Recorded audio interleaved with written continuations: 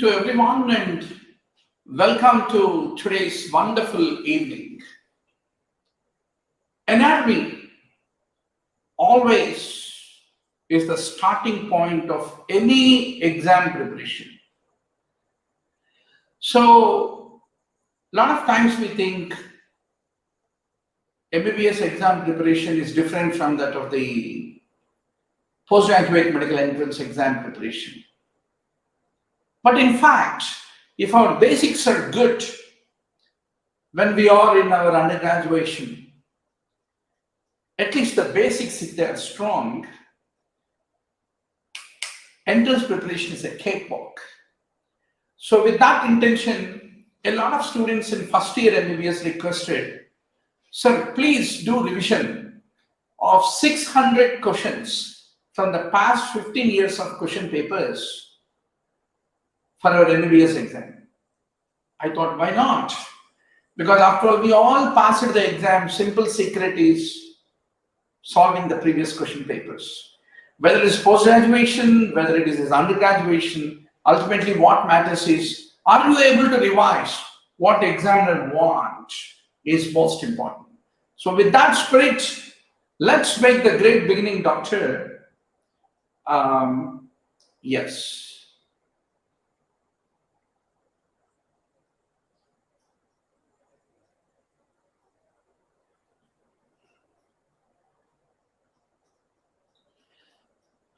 So, our today's class is going to be, what are those 5 to 6 points? You need to remember like a parrot and write in the tomorrow's anatomy first MBBS question paper for each of the questions. So let's make the great beginning, Doctor. Now, this is one of the favorite areas of the examiner. In the thorax, describe the right atrium, the internal features, the development and the blood supply of the heart, the chordae tendineae and the papillary muscles. In one shot, we are going to finish around 5 favorite topics of the examiner. Now, the right atrium. If you look at the right atrium, there is what is draining into the right atrium, Doctor, basically? It is the inferior vena cava. So there is a valve of inferior vena cava. Then coronary sinus is bringing all the blood from the heart. Heart itself is an organ, just like any other organ.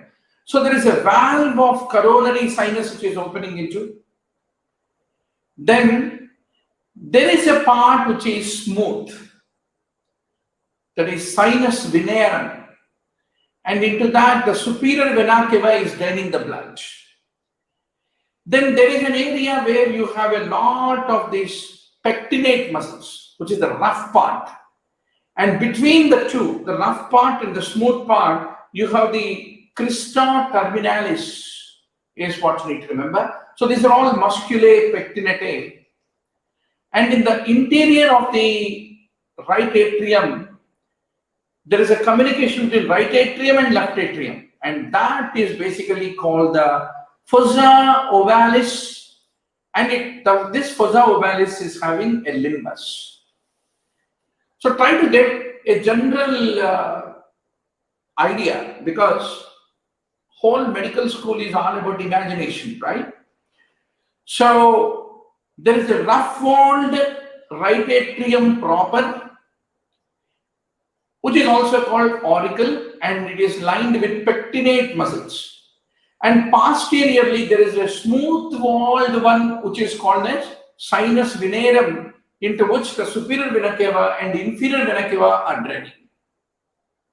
Right? So this is the superior vena cava and this is the inferior vena cava. Both of them are draining to the smooth part, and the smooth part is called sinus venerum, and that is separated from the rough part, which is the part which is called auricle, containing pectinate muscles. That is separated by the crista terminalis. That is what you need to remember when it comes to right atrium. So when the examiner is asking you in the tomorrow's university exam, what are the internal features of right atrium? Sinus venerum is the smooth part, and from where is it originated? Basically, there is a thing called the sinus venosus. Sinus venosus has got one left arm and the right arm. And basically, it is the right horn of the sinus venosus embryologically will be giving rise to the smooth part in the right atrium, is what you need to remember. Whereas the rough part is being typically called atrium proper, and the two are separated by the crista terminalis. Crista terminalis, right atrium. Crista terminalis, right atrium. Pectinate muscles, right atrium. Sinus venerum, right atrium, smooth part. These are the things you should really remember about. Now, if you look at the right atrium, typically it is larger than left atrium, but it has got a thinner wall. And the right atrial pressure is slightly lower than the left atrial pressure. So left atrium, right atrium, left ventricle, right ventricle. So the pressure in the right atrium is lesser compared to the pressure in the left atrium. And what is right atrium containing? It is containing the Eustachian valve, where the inferior vena cava is draining into the right atrium. There you have the Eustachian valve, and where this coronary sinus is opening, what is that valve called? Thebesian valve. Two valves, Eustachian valve, IVC is opening into the right atrium. Thebesian valve, coronary sinus opening into the right atrium. These are the two things you need to basically remember. Now this rough part, where the pectinate muscles are all there, it is externally called right auricle. And right auricle is more anterior portion, whereas the smooth part is more posterior portion. And typically the right auricle covers the first part of the right coronary artery, is what you have to remember.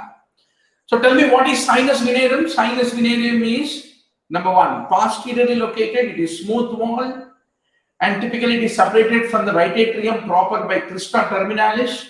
And from where is it developing? It is developing from the sinus venosus. So you can see here, this is the sinus venosus. It has got one right horn, it has got a left horn, and from the right horn develops the smooth part of the right atrium. Smooth part of the right atrium is what you have to basically remember. And into the sinus venosus, what are all draining, doctor? From the above superior vena cava, from the below inferior vena cava, coronary sinus, and cardiac veins. Once more, into the sinus venerum, what are draining into? From the superior SVC, from the inferior IVC, coronary sinus, and also anterior cardiac veins. They are all draining into the smooth part of the right atrium, which is basically called sinus venerum, is what you need to remember. Now, 1-2 words, let us know about what is the sinus venosus embryologically. So all the veins of the fetus ultimately drain into sinus venosus. It has got a right horn and a left horn. And each horn is connected to 3 veins. One is called vitelline vein, umbilical vein, and common cardinal vein. So what are the 3 veins which are draining into each of these horns? Both the right horn and left horn. Once more, tell along with me. Vitelline vein, umbilical vein, common cardinal vein, all of them are draining into each of these 2 horns. Then ultimately what happens to this sinus venosus? The right horn is absorbed into the right atrium. The left horn is atrophied, and it forms the lower half of the superior vena cava. Superior vena cava is draining into the right atrium, right? Into the sinus venerum. So the lower half of the SVC is formed by the left horn, and the body of the sinus venosus is what you need to remember. Now, if you look at the You have the common cardinal vein on the left side and also common cardinal vein on the right side. Both of them are draining into the left horn and right horn, right? So the left common cardinal vein will be forming the oblique vein of left atrium. What will be forming? Oblique vein of the left atrium. Left atrium has got an oblique vein. And the right side common cardinal vein will be forming the lower half of the superior vena cava. That is what you need to write in the short notes of sinus venosus. So there is a method called recall method. Why do we read? We don't read to become knowledgeable. We read to pass exams. Knowledge and wisdom, they will only come when you are practicing. For that, you don't need books also. You just need patience. You require challenge. You require something to solve problems. They will actually give you knowledge. Knowledge does not come by reading. A lot of people think, I put a book, I put a notes, I sit in a reading room, I put a goggles, right? Look into the book, right? Look into the book, right? Look into the book, right? Writing. If you think that you are learning, no, you're not learning, my dear.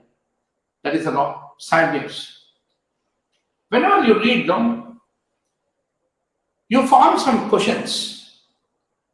You yourself frame questions. You make a note of those questions. Then you throw away, understand the answers of those, understand them. Don't write them once more as a notes. Throw the book away. Then just sit with your friend and then question number 1. What's a possible answer for this question? That way you revise. Don't keep on writing points. Points must be there here, not in the notebook. Be very sure about it. So if tomorrow examiner asks sinus venosus, what are the things that you'll remember? Sinus venosus has the right horn, left horn. And what is draining into them? Vital vein, umbilical vein, common cardinal vein. Very good. What is the fate of the left common cardinal vein? Left common cardinal vein forms oblique vein of the left atrium. The right common cardinal vein, what is the fate of it? It forms the lower half of the superior vena cava. And the right horn of the sinus venosus is absorbed into the right atrium. That is what you need to basically remember. So now what are pectinate muscles?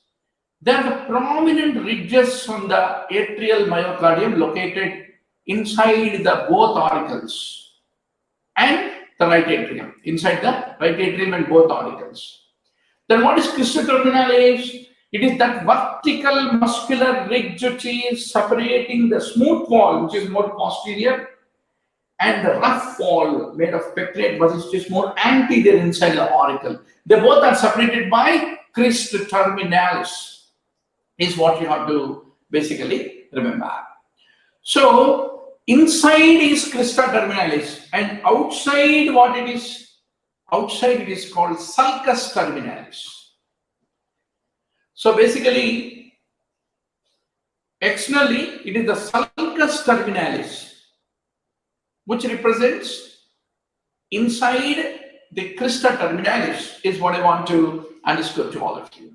Now, venae cordis minime. Venae cordis minime. What are venae cordis minime? The smallest cardiac veins.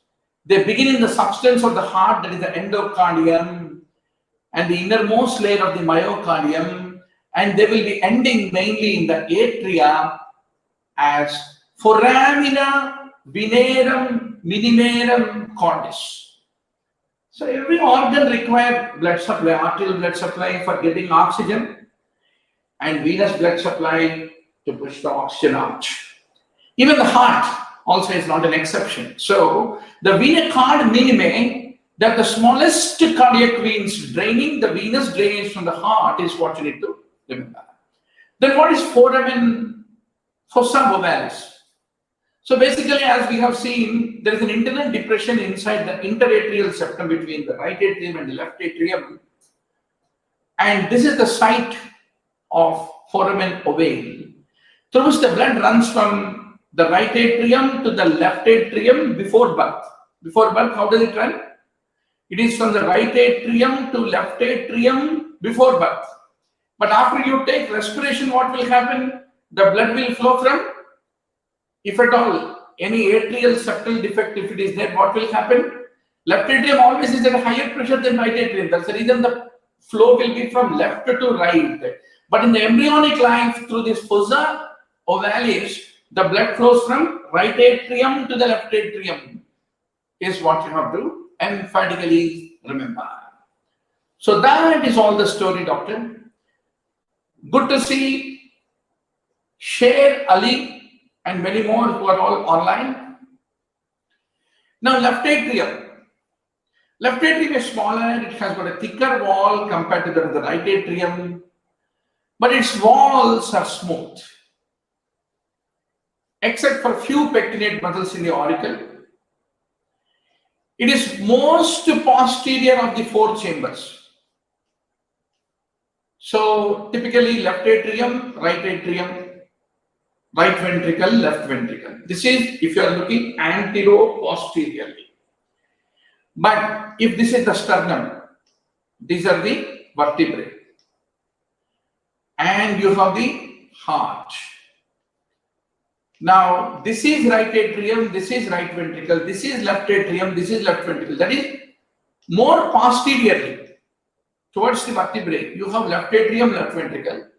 More anteriorly, what do you have? Right atrium, right ventricle, closer to sternum. That is what you need to remember. So, left atrium of all the four chambers is most posterior, but it is anterior to the esophagus. And it receives the blood from the four pulmonary veins. Four pulmonary veins will be pouring the oxygenated blood into the left atrium, is what you need to remember. So tomorrow, you're all going to use all this knowledge of anatomy ultimately in radiology. So there is a ascending aorta, pulmonary outflow tract, then you have a right ventricle which is more closer to the sternum, then posteriorly you are having left atrium, then left ventricle, and the IVC is draining into the draining into the right atrium. So this is how the lateral view typically looks like. So typically posteriorly, what do you have? This air-filled space, this is trachea, and that is going to divide into the bronchi. And typically this is the right main bronchus, this is the left main bronchus, and whenever the left atrium enlarges, it enlarges posteriorly. And what are the posterior structures? You are having the trachea. So the trachea become the two bronchi. This bronchi become widely angled. If the left atrium enlarges, what it will do? It will make the two bronchi widely separated, and through that it will be enlarging. So that is called splaying of the bronchi. Splaying of the bronchi. So splaying of the bronchi. Similarly, posterior aspect, what do you have in the mediastinum? You are having esophagus, whatever you are eating the food. Even that get compressed by this left atrium enlargement is what you need to remember. Now comes the right ventricle. So right ventricle is most anterior chamber, which is immediately underneath the sternum. See, this is sternum, and these are the vertebral bodies. The right ventricle, right atrium, this is the lateral view. Okay, so right ventricle is most anterior. So right ventricle makes major part of the sternocostal. You know, all your ribs, sternum, everything, it is very close to that. Now, what does right ventricle contain? Two things you should remember. Trabeculae corneae cordis. So basically, anastomosing muscular ridges of myocardium inside the ventricles are called trabeculae corneae cordis, is what you need to remember. Then you also have papillary muscles. So if you look at this, you can appreciate. Typically, these are the chordae tendinae. These structures are chordae tendinae. Then you have the papillary muscles. Then there is a moderator band, and these ridges, muscular ridges, are called trabeculae corneae, which is there inside the ventricle, is what you have to emphatically remember. So the papillary muscles are basically cone shaped. These are all cone shaped, cone, right? Cone shaped. They're the cone shaped muscles which are enveloped by the endocardium, and typically they extend from the anterior and posterior interventricular, the posterior and the anterior ventricular walls and the septum, and their apices that are attached to this chordae tendinae is what you have to remember. So you can see these are the typical trabeculae corneae, which is all that muscular ridges inside the ventricle, and the conical shaped papillary muscles. So here you have the anterior papillary muscle, this is the posterior papillary muscle, and typically this chordae tendinae extend from the anterior and posterior wall and the interventricular septum, and ultimately their apices, typically what will happen, these atrioventricular valve, the tricuspid valve, right? Atrioventricular tricuspid valve. So they go in attached to that, and typically what will happen whenever the ventricle is contracting and pushing the blood into the, what is opening into the right ventricle? Pulmonary artery. So when the right ventricle is trying to push the blood into the pulmonary artery, the right ventricular pressure will increase, and that increased pressure, this is all atrium, right atrium. So we'll try to make the tricuspid valve to prolapse backwards. That is prevented by your chordae tendinae, is what you have to ultimately remember. So one papillary muscle to more than one cusp of tricuspid valve. It is not just one papillary muscle to one cusp. It is one papillary muscle to more than one cusp of the tricuspid valve. And mainly it prevents inversion of the valve cusp during the ventricular contraction. Then you have conus arteriosus. There is an upper smooth walled part. If you look at the interior of the right ventricle, there is an upper part and a lower part. Lower part is rough and you have the trabeculae corneae. Whereas the upper part is more smooth walled, and that leads to the pulmonary trunk, is what you need to remember. Then what is moderator band? Then all these trabeculae corneae, they form a bridge between the interventricular septum and the base of the anterior papillary muscle of the anterior wall of the right ventricle. So this is the moderated band. This part is, you have a moderator band here, right?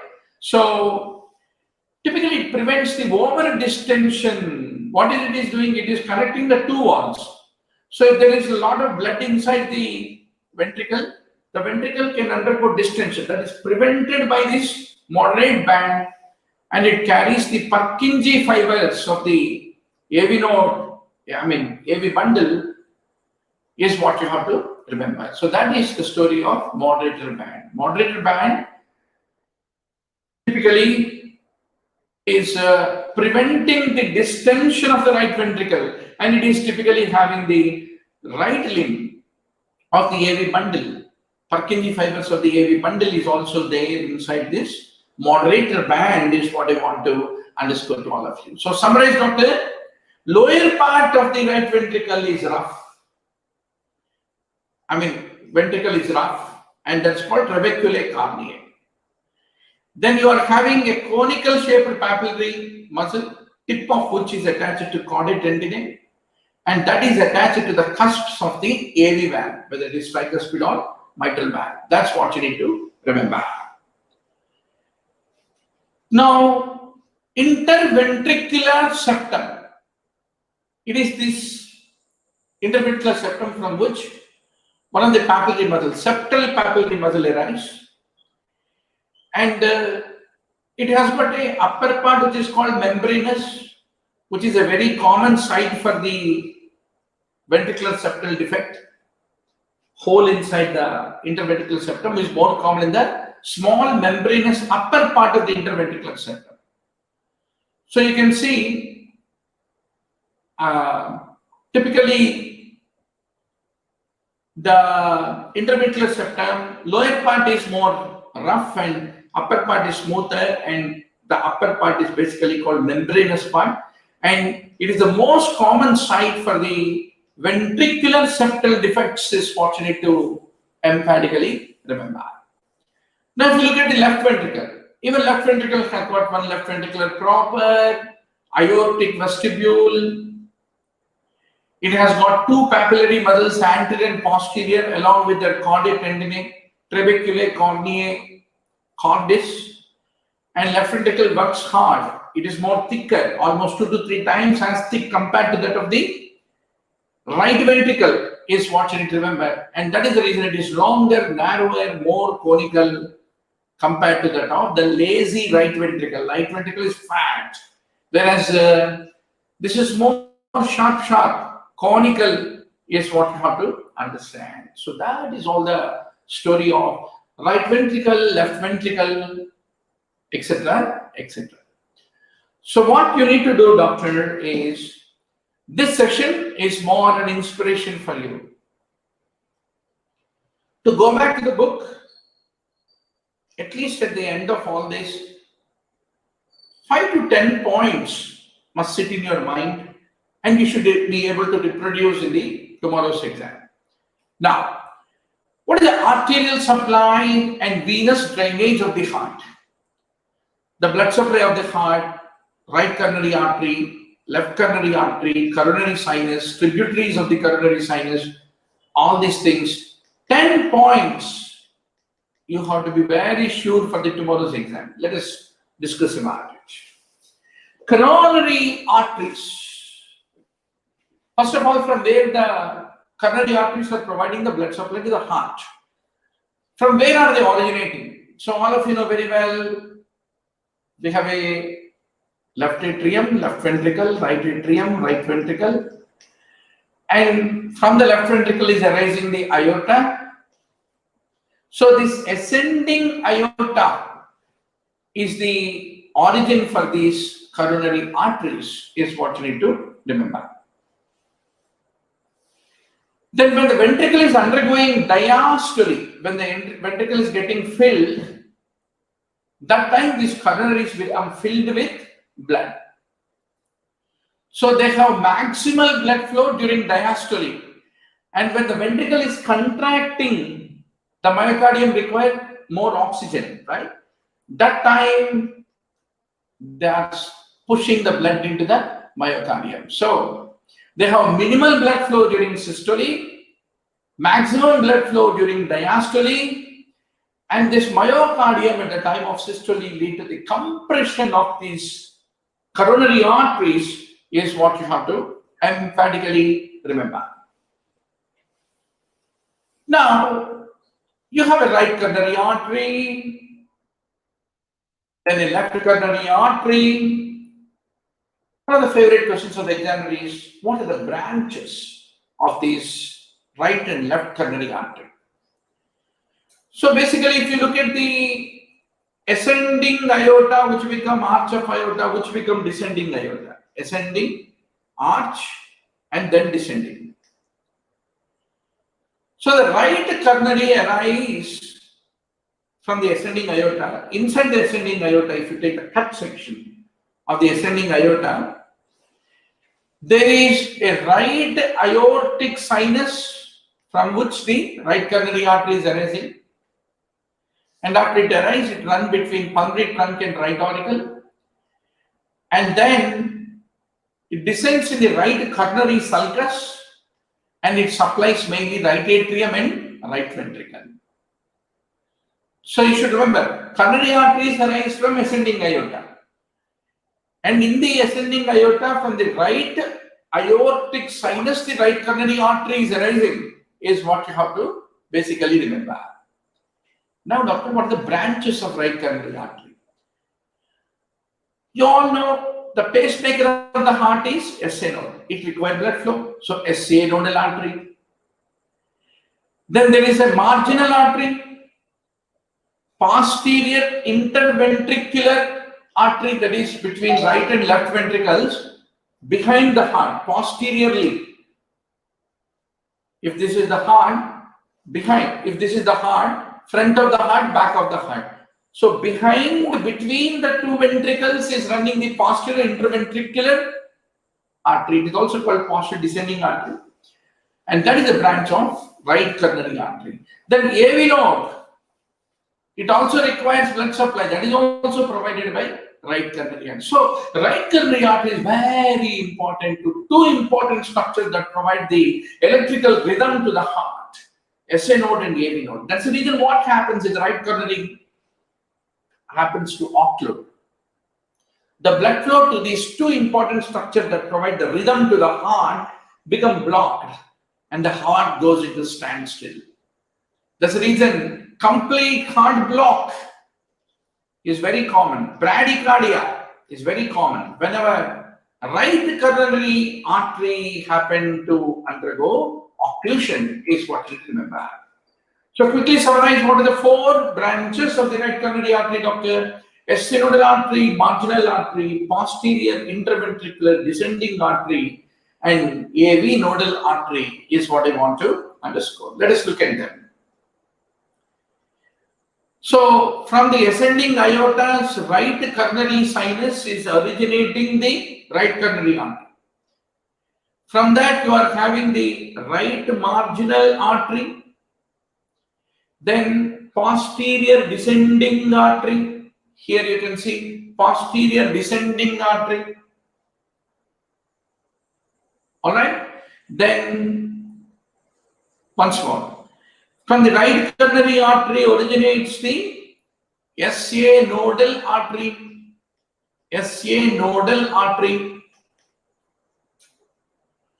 So SA nodal artery, AV nodal artery, posterior interventricular artery, and the marginal artery. These are the branches of the right coronary artery is what you should remember. So this is how you have a right ventricular branch, there is a right atrial branch, then this is called conus arteriosus branch, then this is called acute marginal branch, then this is called, this is going behind, is posterior descending artery. Then you also have AV nodal artery. So these are all the branches of the right coronary artery is what you should remember. Now comes the left coronary artery. Obviously, when right coronary artery arises from the right aortic sinus, left coronary artery arises from the left aortic sinus of the ascending aorta. So typically, from the left ventricle, when the aorta is originating, there is aortic valve. So just above this aortic valve, you are having the left aortic sinus of the ascending aorta, from which is arising the left coronary. Left coronary is shorter than right coronary.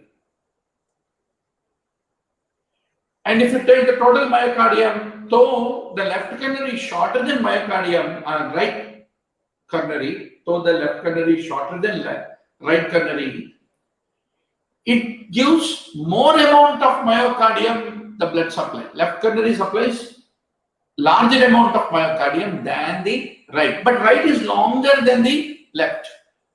That's what you should remember. So what are the two branches you remember when it comes to left coronary artery, doctor? Anterior interventricular artery. It is also called left anterior descending artery. So typically, once this left coronary artery is originating, from that arises this left anterior descending artery. Why this is very important? because this is also called Widow's artery. Widow's artery. This is the most common artery involved in grave myocardial infarctions and lead to death because of the ventricular fibrillation, arrhythmia. And a lot of people die because of the ventricular fibrillation. When the ventricle goes shivering, a lot of people die. That is the reason the left anterior descending artery, cardiologists keep calling lad, lad, lad. Lad means their son, right? So it is your lad. So left anterior descending artery is also called Widow's artery, is a branch of the left coronary artery, is what you need to remember. So it supplies the anterior aspect of the right and left ventricles and is the main blood supply to interventricular septum and also to the apex. Then circumflex artery, it runs in the coronary sulcus. See, this circumflex artery is there, no doctor? Left circumflex artery. Left circumflex artery runs in the coronary sulcus and it will be giving rise to the left marginal artery. Left marginal artery arises from the left circumflex, which runs in the coronary sulcus. And it supplies the left atrium and the left ventricle, and ultimately this right coronary's terminal branch, anastomosis with the left marginal artery, which is the branch of the left circumflex artery, is what you need to basically remember. So this is how the left marginal branch of the circumflex artery and the terminal branch of the right coronary artery, they both undergo anastomosis, is what you need to very much remember, doctor. So now, the cardiac veins, what is the venous drainage of the heart? And you should know anything about the coronary sinus. So what is coronary sinus? Coronary sinus is not some sinus, it is venous. A vein is also called sinus, coronary sinus. The largest vein draining the heart, lying in the coronary sulcus. Who else was lying in coronary sulcus? Just before we have seen, circumflex artery is also in coronary sulcus, which is an artery. And the coronary sinus, which is the vein, is also there in the coronary sulcus. And what is coronary sulcus? Atria are separated from the ventricles. Atria are separated from ventricles by the coronary sinus, is what you need to remember. So you can very clearly see this is the coronary sinus, the largest vein draining the heart. So obviously, whenever there is a vein, we want to know what are the veins which are draining into this vein, right? Artery means what are the branches given by it. Vein means what is draining into it. Let us look into it. The great cardiac vein, the middle cardiac vein, this is the middle cardiac vein. Small cardiac vein, so this is the small cardiac vein. And the oblique vein of the left atrium. So this is the oblique vein of the left atrium, And the posterior vein of the left ventricle. It is also called inferior vein of left ventricle. So we are looking at the heart from behind. So when you look at the heart from behind, you are able to see this coronary sinus behind. If this is the heart behind, I am looking at. So here you have the coronary sinus. Into that, what is all draining? Fatafat below. Great cardiac vein, oblique vein of the left atrium, inferior vein of the left ventricle, the small cardiac vein, the middle cardiac vein, they're all draining into the coronary sinus, is what you need to basically remember. So what is great cardiac vein? So here you are able to see the great cardiac vein. The great cardiac vein begins at the apex of the heart. The great cardiac vein. It ascends along the interventricular branch of the left coronary. So this is once more anterior aspect you are seeing from the front, whereas this is from the posterior aspect you are seeing from the behind. So in the front, it starts from the apex, the great cardiac vein, and it runs along with the interventricular, left anterior descending artery is there, no? Along with that it will be running, and it turns to the left in the coronary sulcus.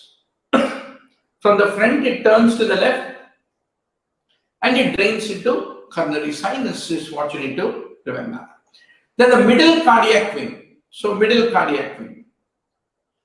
It begins at the apex of the heart in the posterior aspect, whereas the great cardiac vein is, we are talking about the anterior aspect, and this is what we are talking about, the posterior aspect. The middle cardiac vein begins at the apex of the heart. It ascends in the posterior interventricular groove,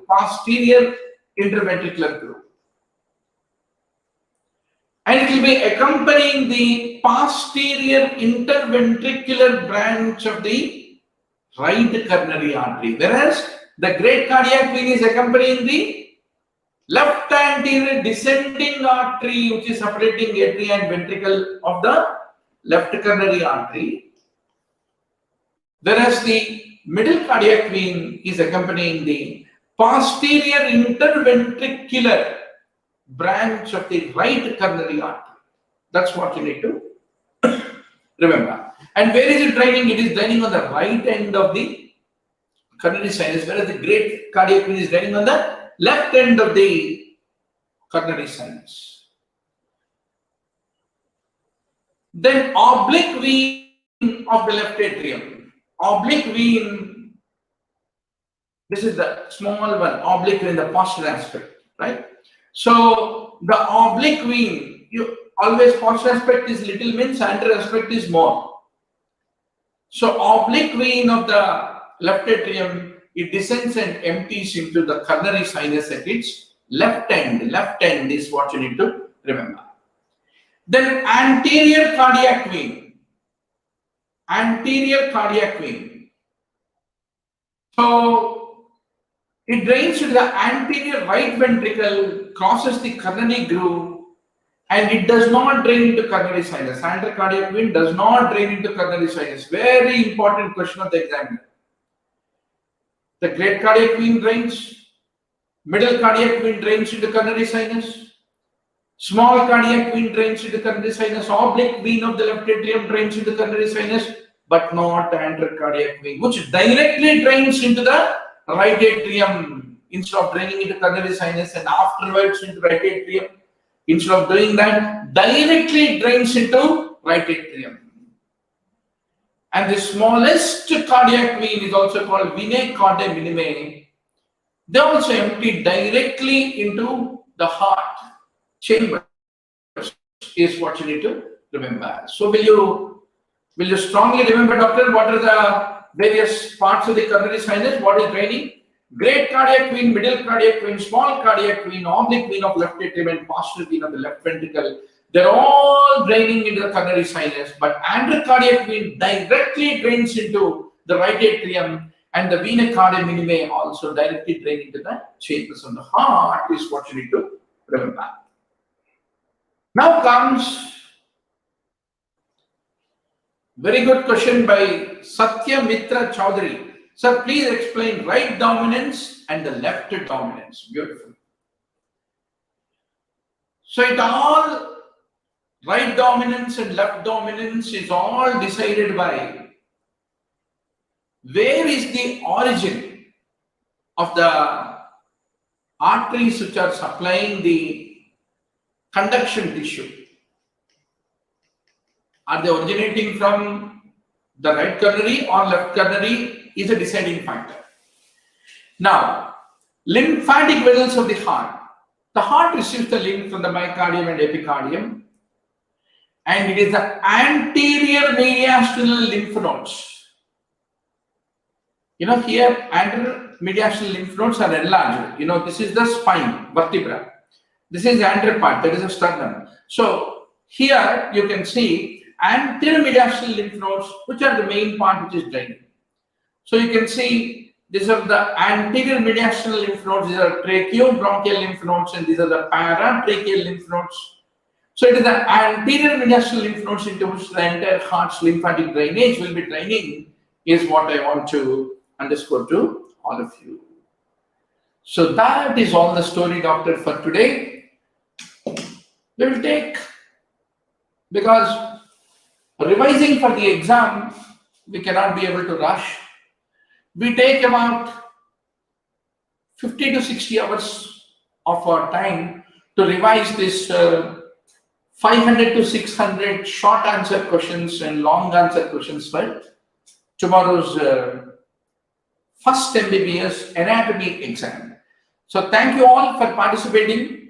Please be tuned up. Don't forget, download the Incus app. In that you have the first MBBS. In that first MBBS you have almost 200 videos in anatomy, 200 in biochemistry, 200 in physiology, 200 videos. That will help you to revise the theory for the passing of the MBBS first year. So please do download. It only costs you 999 rupees for 1 year, and but you get the whole yarn in the world. And on the top of it, I take every chance to study along with you and do a revision. And all these videos, PowerPoint, everything will be posted back into the Incus app. Thank you very much. We'll all see you tomorrow.